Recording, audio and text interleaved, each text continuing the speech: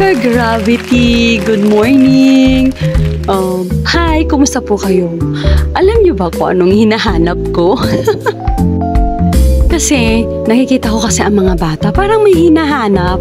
Naalala ko bigla kung ano yung hinahanap nila. Kaya tinanong ko, yung pala, gagamba ang hinahanap nila.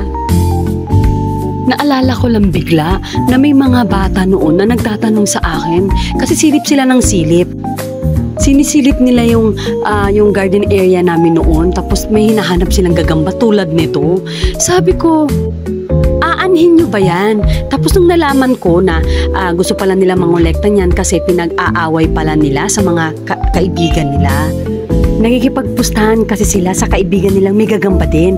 Kaya kung sinong daw panalo, syempre makukuha niya yung premyo. Kaya bigla akong naalala yung mga pinsan ko, ganyan din ginagawa dun sa Zamboanga City.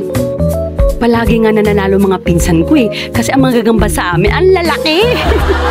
Siyempre, nag-research ako kung anong klaseng gagamba ito. Ito palang gagamba ay nahahati sa dalawang bahagi ng katawan, ang cephalothorax at abdomen.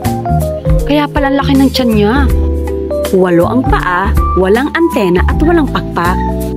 Pero ang lalakas ng mga paa niyan at kayang gumawa ng sapot. Yung tinatawag nating spiderweb. At alam nyo ba na ang mga gagamba ay isang natural pest controllers and bioindicators? Gumagamit sila ng iba't ibang paraan para makakuha ng pagkain. Gumagawa sila ng trap para sa mga prey nila. Yan ang purpose ng spiderweb. At alam nyo ba kung anong nakakatuwa? Pag hindi nila nagustuhan ang ginawa nilang spiderweb, kusa din nila itong tinatanggal at sinisira at gagawa ulit. Kaya tuwang-tuwa ako sa mga bata, lalo na yung mga nangongolekta ng mga gagamba. Paramihan nga sila ng huli at kung sino yung mas malaki, syempre, ibebenta nila ng mas mahal.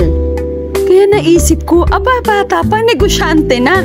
Kaya biniro ko sila na hindi ko ibibigay sa kanila kasi pararamihin ko muna.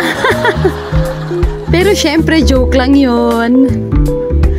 Kaya tuwang-tuwa ang mga bata nung nalaman nila na pinayagan ko sila na kunin ang mga gagamba na makikita nila sa hardin. Alam niyo, sa totoo lang, natutuwa ako sa mga batang yan. Kaya tinulungan ko na rin sila maghanap ng gagamba. Kesa naman, puro gadget ang inatupag, di ba? Kaya, ingat! Have a blessed day!